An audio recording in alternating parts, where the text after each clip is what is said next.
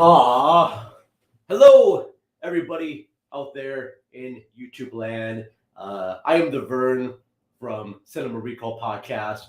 Welcome to this very special live episode of the show. Now, today, replacing my wonderful co-host, who's usually on the show here, Miss Ashley Rock, I brought in my nephew, Konner Roman Hayes. Hello. How have you been, buddy? I'm good. Thank you for coming in to talk about movies with me at Cinema Recall today. You're welcome. I feel very happy and fortunate that you're here because you actually get to see two very big movies that were out in theaters recently. Now, we are going to be talking about Transformers: Rise of the Beasts and Spider-Man: Across the Spider-Verse. Now, that's correct. Konner, tell me your... Let's start with Spider-Man here. Tell me your history with Spider-Man. Well, you see, I watched the Tobey Maguire movies when I was younger. Yeah? I still watch them now. I still watch them when I'm at this age. Sure. All right. That was your first introduction to them. Was that your... Yeah. All right. Did you watch any of the cartoon shows? Do they have cartoon shows back? I mean, back in like the 80s, 90s, and like the 60s. Did you watch those one of the 60s shows, the 90s shows? No, I didn't. No? I think I watched some of them. I watched the Spectacular Spider-Man cartoon. See, I don't know about that one. I knew about the Spider-Man 60s one. Oh. And there's one in the 90s. In fact, I started watching the one in the 90s. Oh. And I thought they were pretty good because they did match the comic books. See, I was introduced to Spider-Man from the comic books because I had this big collection of Spider-Man comic books, and I would just collect them, and that's how I got introduced to the character. Yeah, that's understandable. You know, and I remember going to Schindler's with my buddy Josh Poole a lot, and we'd get Marvel trading cards, and we used to have a whole booklet of them. I think I gave you a collection of Marvel trading cards. I don't know if you still have those or not. That's back when you were really young. I think that'd be somewhere in my drawer. I can't remember where they are. Okay. All right. Before I forget, don't forget to everyone, check us out on Cinema Recall. Everywhere you can find podcasts. We're on Apple Podcast, Google Podcasts, Audible, Good Pods. Just anywhere you find podcasts, just search Cinema Recall. We're available on there. We also are available on YouTube, so check us out there. We're also available every Sunday at 8:30 p.m. at fullswapradio.com, so look us up there as well. But yeah, so you've seen the Tobey Maguire Spider-Mans. Yeah. And you've seen, what else have you seen from Spider-Man besides? I've seen the two Andrew Garfield movies. Okay, very cool. All right. Sure. They're fine. All right. The second one, if you've read the Death of Gwen Stacy comic book, it would hit you a little bit more. And the thing about the comic books versus the film adaptations is that I like Andrew Garfield's performance as Spider-Man, but not so much his Peter Parker. So what would you say is the best Peter Parker? Oh gosh, that's tough to say because Tom Holland's really good too. We're going to get into our list of our favorite Spider-Man movies, but we're here mainly to talk about Spider-Man Across the Spider-Verse, which has nothing really to do with Peter Parker. It's more to do with Miles Morales. Spider-Verse and other variants. So can you just catch our listeners up or viewers up on Spider-Man Across the Spider-Verse if they've never seen Into the Spider-Verse? Like, how would you describe the first movie? Well, yeah, just like real briefly, give it like a quick recap of events that lead up to Across the Spider-Verse. Well, so basically, in Miles Morales' universe, the main villain has this machine that can how do you describe it? Like kind of like mix universes. Sure. You remember that? Well, yeah, he has this device that can sort of go and switch around with. Yeah, and then it kind of because that's what the Kingpin's after. Yeah, the Kingpin. The Kingpin has kind of malfunctions and in a sense, like other spider people from like different dimensions into Miles' world. And then, Yep. what else happened? That's it right there. Yeah, he's so in the first one, Miles is a teenager and he does get bit by a radioactive spider. Um, but in this one, it's a little bit different because his dad's a cop Yeah. and his uncle could have been a cop, but he decided to not be a cop. Yeah. And now I will tell you, folks, here we will be doing some slight spoilers on both of the movies here that we're discussing. So don't take that as you will, right there. But after Miles gets bitten by Spider, he meets up with Spider-Man, and Spider-Man is fighting the Kingpin, and Yeah. Spider-Man gets killed. Yeah, but it's the Peter Parker Spider-Man Yes. from his world. The whole thing with the universe is back and forth here. I get kind of lost in that myself here. But after Miles and Peter, they get together, Yeah. then other people from the universe are shown. Like we have Spider-Gwen, Gwen Stacy. See, that's a weird thing too, because in Peter Parker's universe, Gwen Stacy is his girlfriend that gets killed. Exactly. All right. But Gwen Stacy's universe, it's Peter Parker that is killed. Yeah. Also in the Spider-Man universe, the Peter Parker becomes the Lizard. Yes. Okay. Yes. That's a different. And I think they would. That makes sense to have it to be the Lizard, but in the comic books, it's the Green Goblin that kills Gwen Stacy. Yeah. In the comics, so I thought it'd be better to have Peter Parker become kind of the Hobgoblin, because in the comics and even some of the movies, Harry Osborn, Norman Osborn's son, starts dating Gwen Stacy in the comic books. If I'm wrong, I'm sorry. It's been a while since I've actually read the actual comic books of that, so I'm not 100% sure.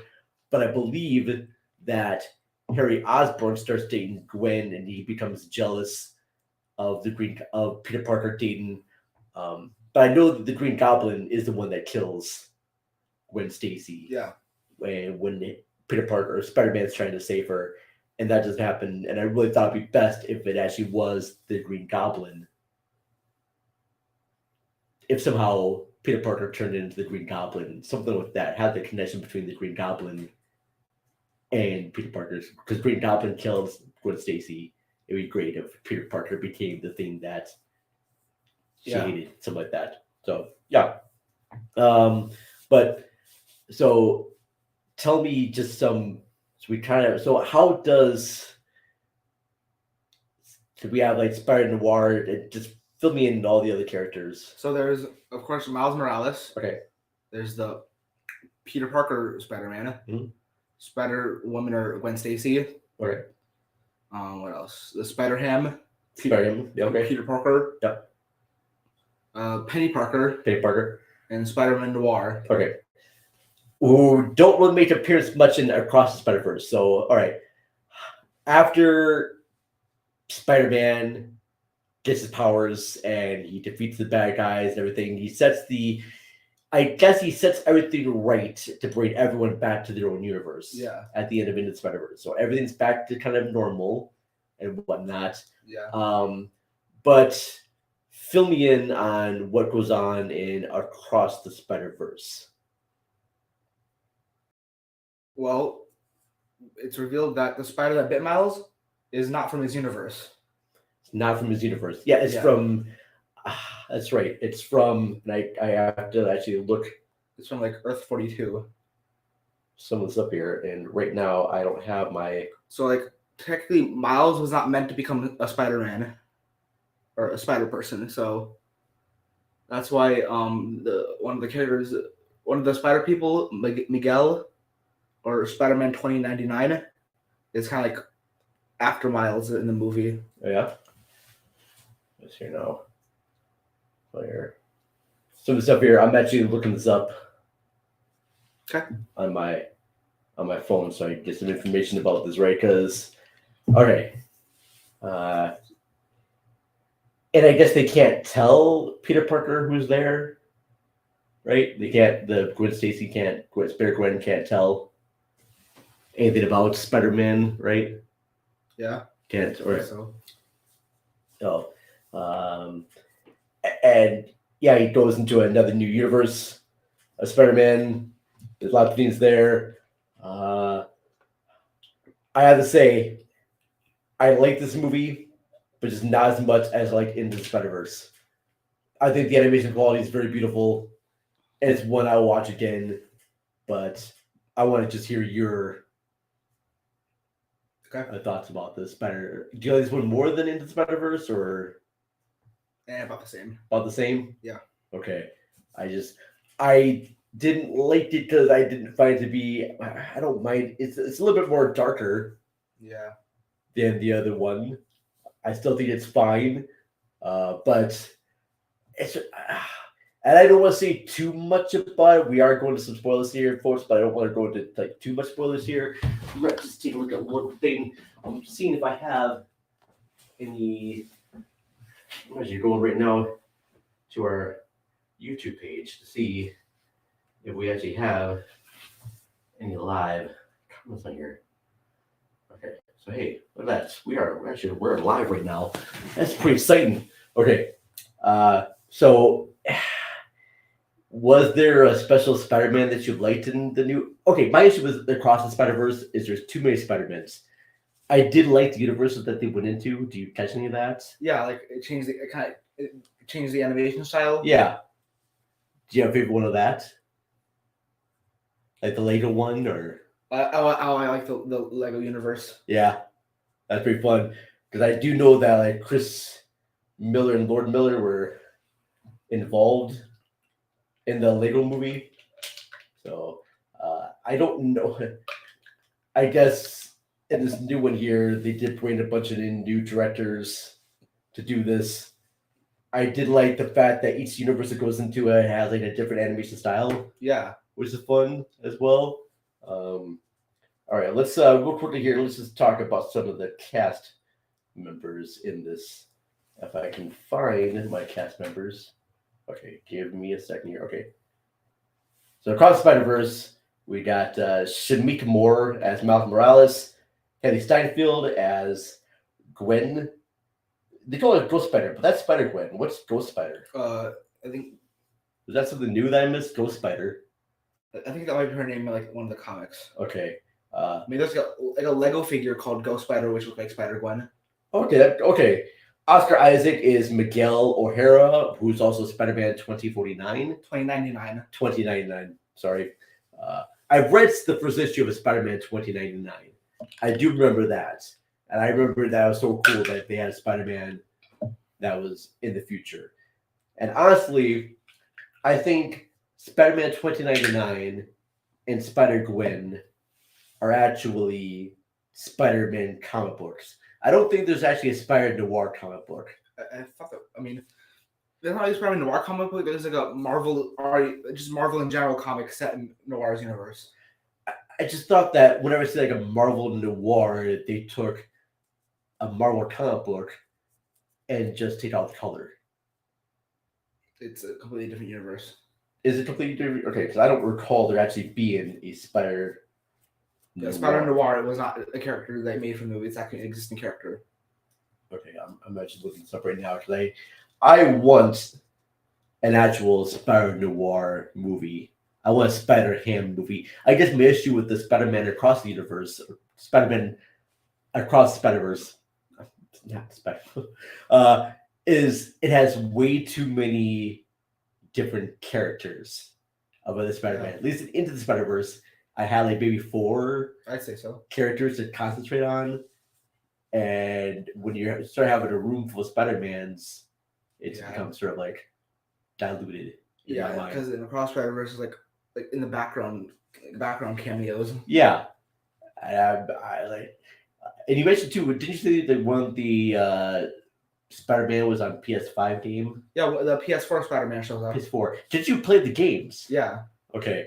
See, I might have to put that into the list as well of other Spider-Man stuff we listen to. I don't know what to really say about Spider-Man Across the Spider-Verse, except that I like the animation. I thought the story was good. Yeah. Also, I feel like the main villain got like sidelined. I feel like he did. Yes, okay, the Spot, right? Yeah, he didn't get much screen time. Okay, tell everyone out there about the Spot. Who is he? Who is the Spot guy? Well, he's like this guy who can like make portals.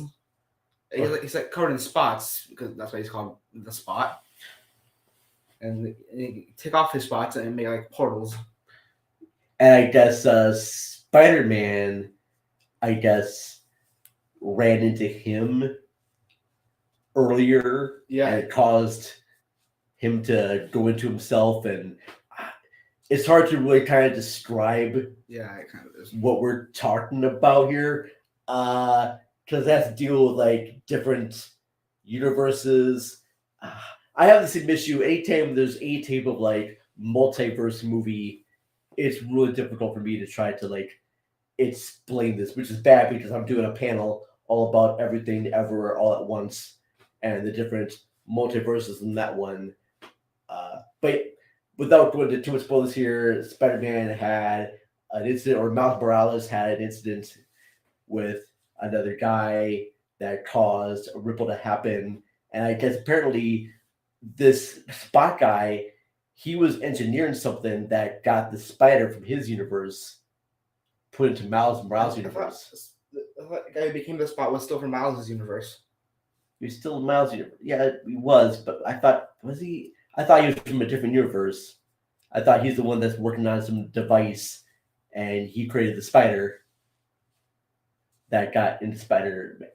I thought maybe he got trapped. I don't know.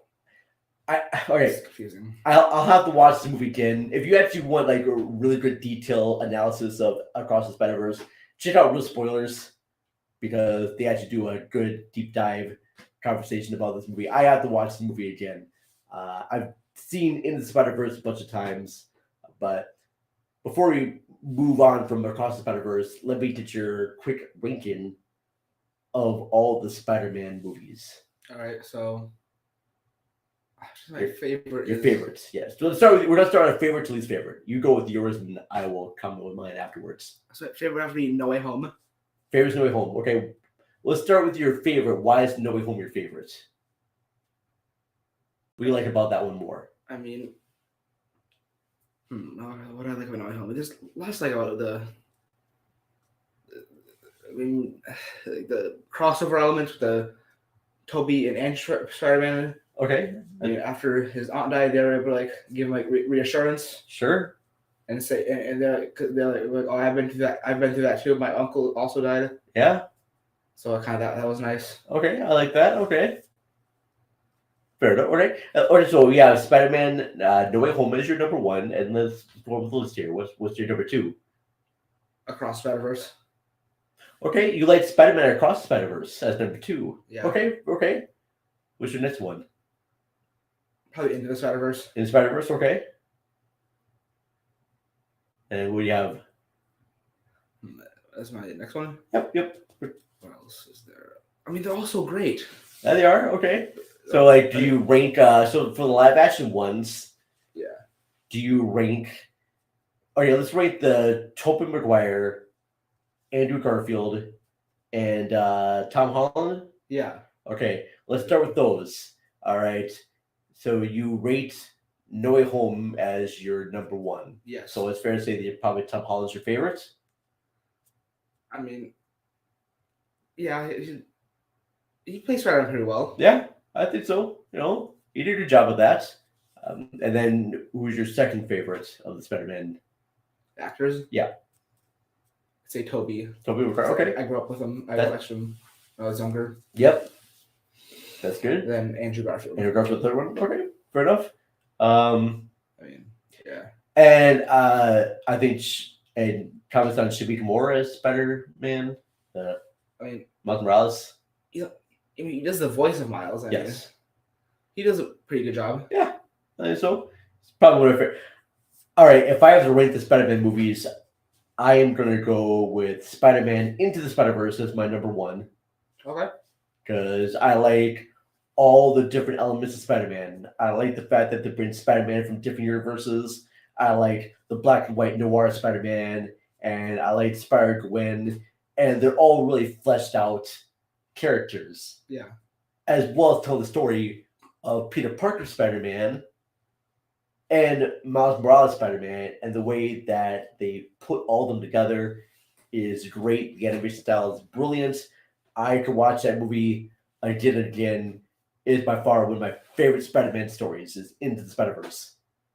Number two is Spider-Man 2, because that's one with Spider-Man and Doc Ock, and this is the one where Spider-Man starts to doubt his powers a little bit. Uh, he's had this crush on Mary Jane Watson for just years, and he hasn't been able to do anything about it because he doesn't want the bad guys to find out where she is, because if she gets hurt, he'll never be able to forgive himself. But that gives him a lot of torment too, because he's seen this other guy date her, and he's not able to do anything about it, and he starts just having to be a hero. And I think in that one, it really shows the torment of what it is like to actually be a superhero. It's not all fun and games, and I think that director Sam Raimi really did a good job of establishing that with that character. And so I really enjoyed Spider-Man 2. I love Alfred Molina. Yeah, Alfred Molina as Dr. Octopus. I thought he was great. My favorite person in Spider-Man Across the Spider-Verse. Can you guess? Sorry. In Spider-Man 2. My favorite character in Spider-Man 2. And I bet you'll never be able to tell what it is. You want me to guess what it is? Yes. Character? Yes. Harry Osborn. Nope, not Harry Osborn. I'll give you a couple more guesses, all right? Dr. Octopus? Not Dr. Octopus. You want one more guess? Is it J. Jonah Jameson? He's good, all right? I mean, I will not say any bad words at all about J.K. Simmons, who is actually really good. No, and in fact, I've got to look up the actress name because she only has a very small scene in the movie. In fact, it's so small she's not even really listed on IMDb, but I know she's on here. So just, all right, I'm looking one more person up here. Oh yeah, here she is. It's Ursula. Oh, she gives Peter she knocks on Peter's apartment door, right? Yes, she plays the landlord's daughter. Yeah. Her. She's my favorite character in Spider-Man 2. Why do you make such an obscure character? Because it's the low moment in Peter Parker's life as Spider-Man. I mean, this comes at a moment where he just told Aunt May the truth about Ben and how he helped the criminal get away, and how that led to that happening. It also happens at a low point where Mary Jane is engaged to J. Jonah Jameson's son. Yeah. So he's feeling low and kind of lost his powers, and that's when Ursula comes in and she's like, "You want a piece of cake?" And she just does something nice for someone. The whole movie, Spider-Man is being nice to other people, saving them, but no one does anything for him as Peter Parker. I mean, he loses his job and all this stuff's happening. So at that moment, someone's doing something nice for him. And that's pretty nice, actually. It kind of gets him to be a little bit more confident, and he starts to get his powers back and starts to realize that, hey, you know what? I should be Spider-Man, because in Spider-Man 2, he decides to give up being Spider-Man. Yeah. And throws his suit away and everything. So that's the moment I like there. All right. So Spider-Man 2. Sorry, I spent a lot of time talking about Spider-Man 2. You're fine. Okay. So then after that, I'd have to say then in Spider-Verse, Spider-Man 2, and then Homecoming is my number 3. That's a good one, too. I really like that one. I thought that was really funny. I just love it. Yeah.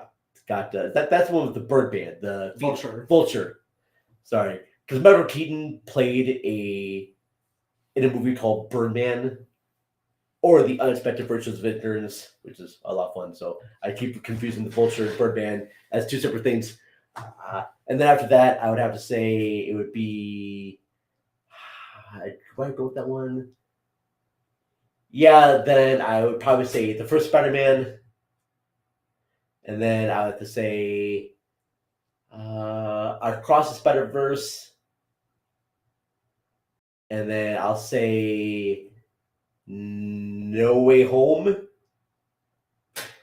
Amazing Spider-Man, and then Far From Home and Amazing Spider-Man 2. To round them off there. So I'll probably say Amazing Spider-Man 2 is my least favorite. What else Spider-Man 3? Oh gosh. Oh shoot. Yeah, okay, that Spider-Man 3 definitely goes after Homecoming. Yeah. I know, after Across the Spider-Verse. So Homecoming, and then Spider-Man 1, Spider-Man 2. I say I'm getting my list all confused here because I keep going back and forth of how I want to put these, because I definitely got to put Spider-Man 1 up higher than. So yeah. So after Into the Spider-Verse, I've got oh gosh, I can't even think right now. Yeah, moving on, because I can't. My head right now is thinking about all these different titles, and I'm not gonna do a good job of that. Moving on there. Yeah. Let's talk quickly about Transformers. But before we do that, I'm gonna take a quick ad spot right here break for our ad spots, which I'll add in the show later on. So this is just for my recording of the podcast there. All right. So moving on. Okay. Spider-Man. Spider-Man. Sorry. We did Spider-Man. Yeah, no, it's Transformers. Thank you, Connor. Thank you. All right. Let's hear about your history with Transformers. Well, my first introduction was through the first movie by Michael Bay. Okay. Which is a fine movie. It has some weird moments. Okay. Like the scene where Bumblebee pees, which is very weird. Okay. Fair enough. There. See, this part of the show is all you here, because I've only seen the first Transformers movie. I saw it in theaters. I went with a bunch of friends, and at the end, I go, I don't think I'm going to watch any more of these. And I watched maybe the other one, which is Dark Side of the Moon. No, that's the third one. The second one was Revenge of the Fallen. Okay, so I have seen parts of that, but not all of it. So I want to know, Connor, what do you love best about the Michael Bay Transformers movies? Just the action. It's just fun. They're just fun. Fun. Okay, just the action. Okay. Do you like? Okay, just. What was okay? There's a lot of these movies. That the reduced one, Rise of the Beast, is they're like, what number is that in the series? Is that 10? I mean, it's kind of in its own thing. Okay. I mean, there's 5 Michael Bay movies. Okay. I mean, there's like Bumblebee and Rise of the Beast, which is Rise of the Beast is a sequel to Bumblebee. Okay. See. Okay. So, tell me your really quick opinion about Transformers Rise of the Beast. What's the storyline? What's the basic plot?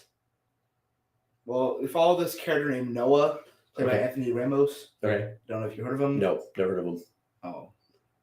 Okay. So he lives in New York. Okay. And it's set in like 1994. Okay.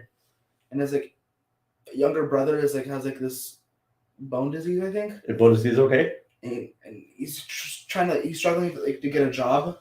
Okay. To, like, help him with it.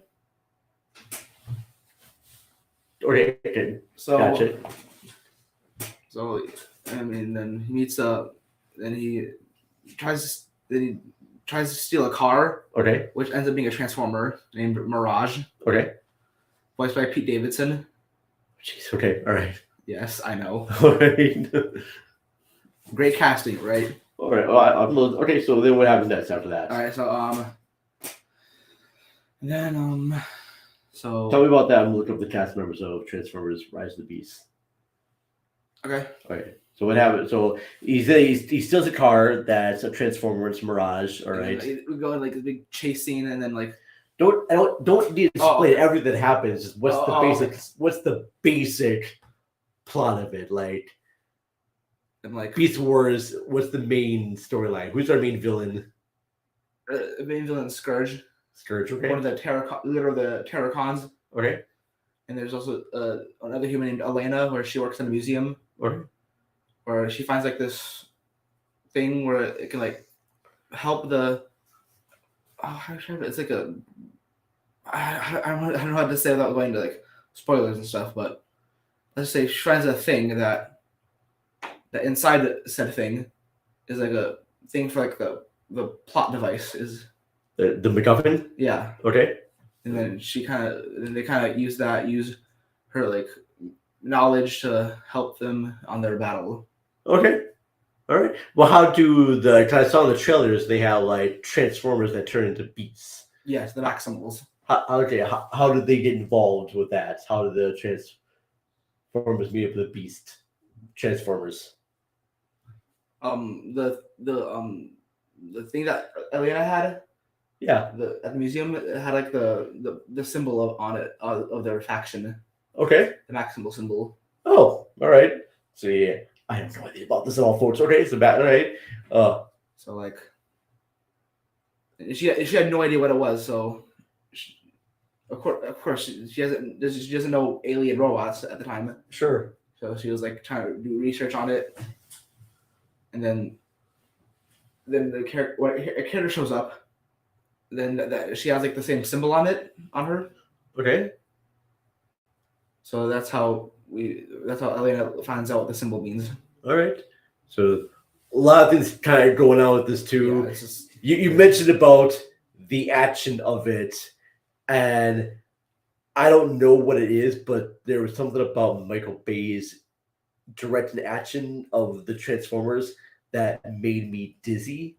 Because whenever the Transformers are battling each other, I could never see what was happening because there was too many cuts that were going on in the fight sequences, Yeah. especially the first one. That just made my head hurt a little bit.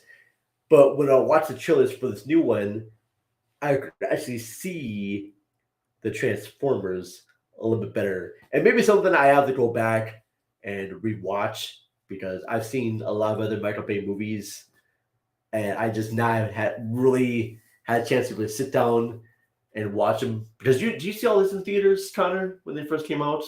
I've seen the only Transformers movies I've seen in theaters are Transformers: The Last Night, Bumblebee, and Rise of the Beasts. Rise of the Beasts. Okay, all right. If you had to pick your favorite Transformers movie, what would it be? Bumblebee. You know, I have seen Bumblebee, and I do really like Bumblebee. That is a lot of fun. That's probably one of my favorites. I will go back and watch the other ones, but only if I'm a guest on someone else's podcast. Then I will go back and watch them. Do you have them all on disc? Do you own them all on disc? I just watch them on streaming. You watch them on streaming now. Okay. Is that on Paramount Plus? Some of them are on Paramount Plus. Okay. All right. Fair enough there. I will eventually have to go back and maybe watch them, but I want them to be edited down a little bit, Connor, because they're just a little bit too long. There needs to be a short version. And is there a character called Unicron? Yes.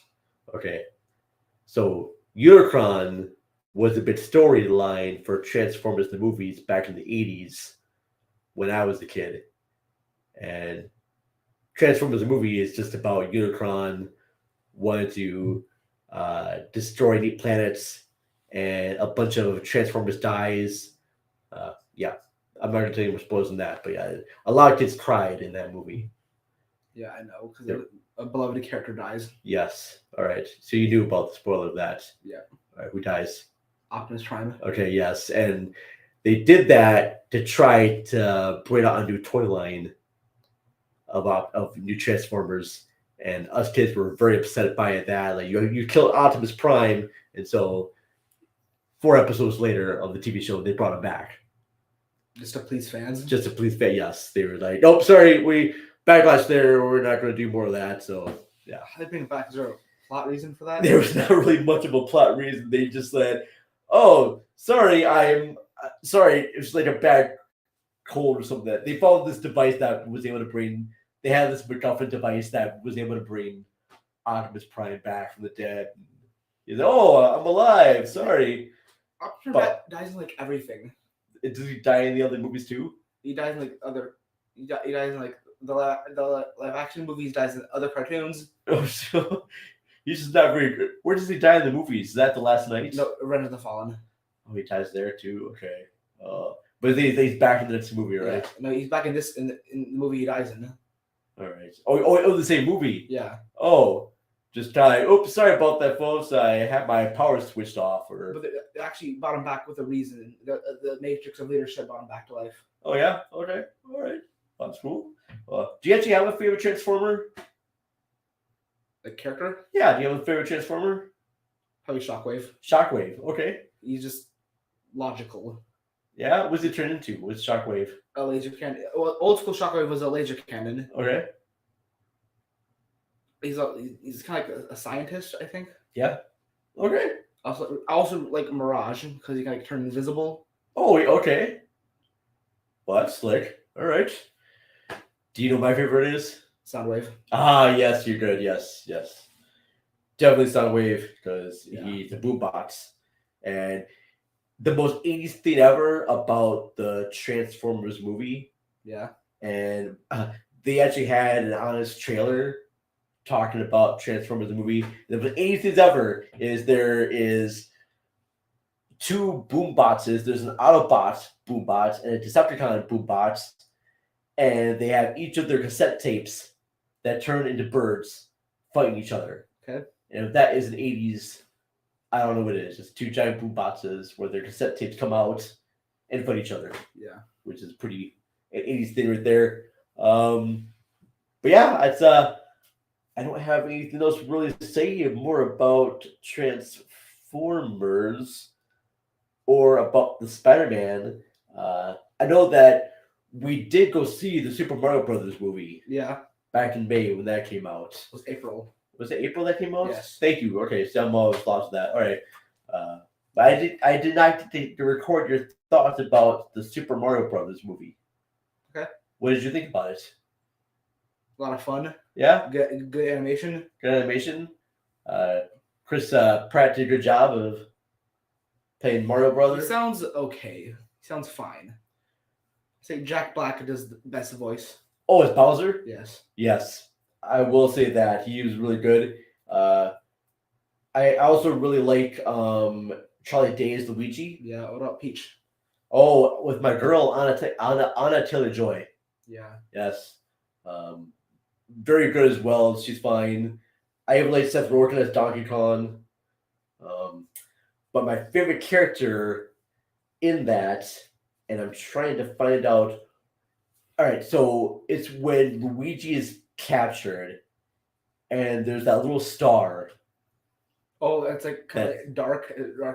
It's like depressed. Yes, that character right there, the depressed star that welcomes the end of existence with such glee and joy. That was my favorite part of the movie right there. But yes, all right, perfect. Yeah, I like that character too. But yeah, very good. I'll watch another. I like the Super Mario movie more than I like Sonic.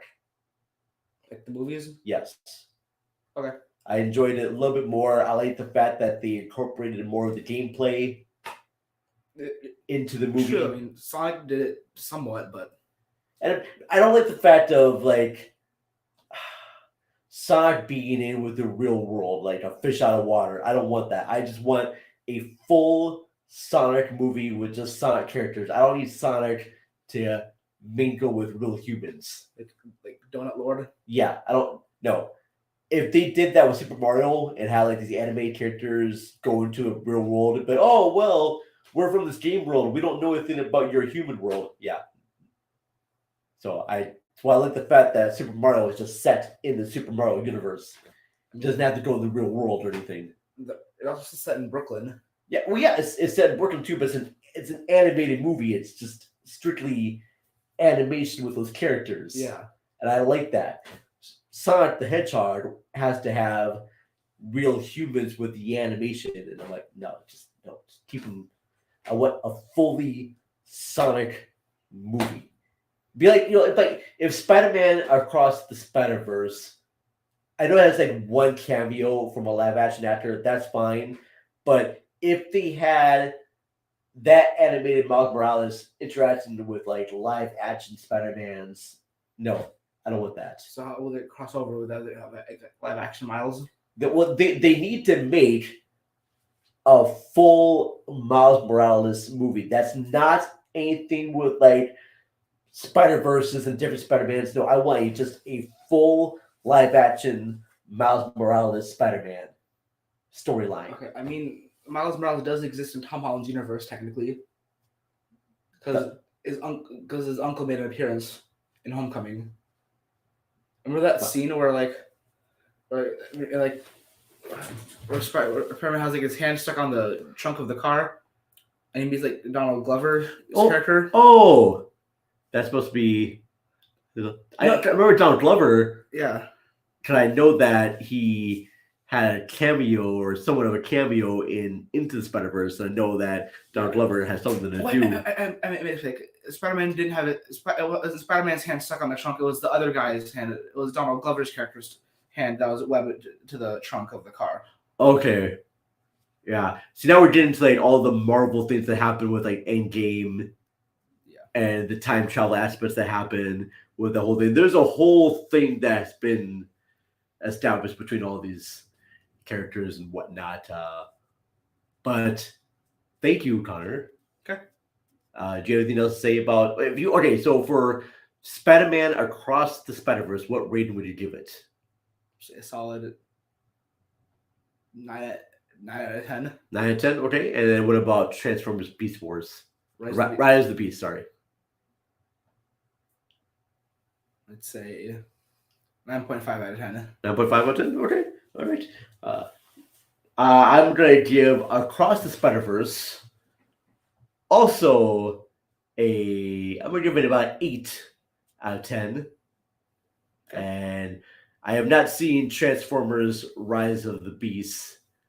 I'm sure when it comes to streaming, I will probably check it out. I'm not 100% sure, but tell us in the comment section what movie you liked more or what you've seen recently. Did you like Transformers Rise of the Beast?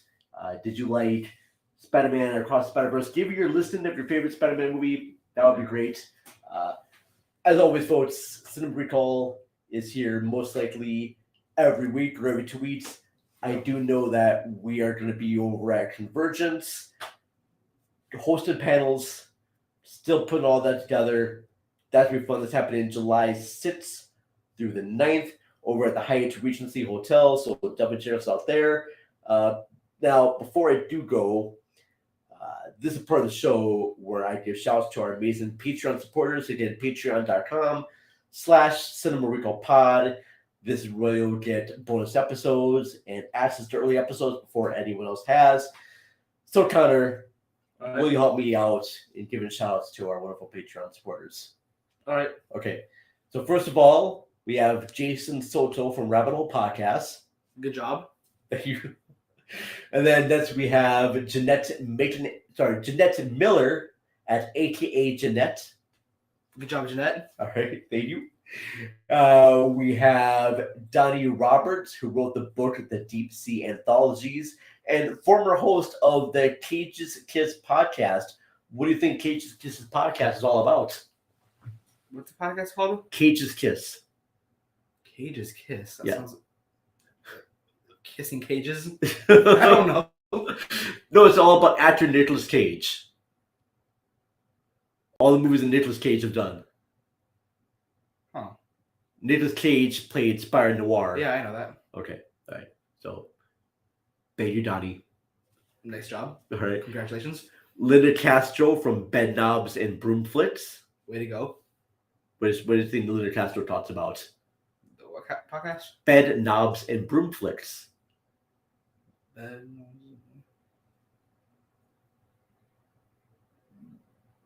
The keyword is broom. Movies that have witches. Yes. Movies that show that witches, yes. All right. And then after that, we have Matt and Ashley from Mashley at the Movies. Just thumbs up. No Yep. comments. Okay. All right. Yep. Thank you. And then we have, let's see here now, Harvey Andrus, who is the guitar player for mine and Ashley's band called Your Ex-Girlfriend. My ex-girlfriend? Yes. No, Your Ex. Yes. The band is called Your I'm Ex-Girlfriend. kidding. It was a joke. I'm kidding. Okay. And then lastly, we have Jen, Lydia, and Naomi of Shocked and Applaud. Okay. And what did they talk about? Shock and applaud. Well, the shock part, I think movies that have like a big plot twist. That could be all right. That's somewhat they do talk about.